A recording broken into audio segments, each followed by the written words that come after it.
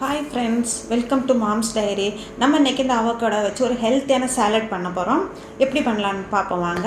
First avocado எடுத்துக்கிட்டோன்னா இதே மாதிரி தான் கட் பண்ணணும். அப்போ தான் ஈஸியாக சீடை வெளியில் எடுக்கலாம். இந்த சீடை எடுத்துக்கிட்டு நல்லா தோல் சீவி நம்ம பொடிசாக கட் பண்ணி எடுத்து வச்சுக்கிடணும். இது கூடால கட் பண்ண தக்காளி பழம் தேவையான அளவுக்கு எல்லாமே எடுத்துக்கலாம். கட் பண்ண மல்லி இலை, புதினா இலை, கட் பண்ண கேரட் பீசஸ், கட் பண்ண வெங்காயம், அதுக்கப்புறவு ஃப்ரெஷ்ஷான மக்காச்சோளம் தேவையான அளவுக்கு எடுத்துக்கிடணும்.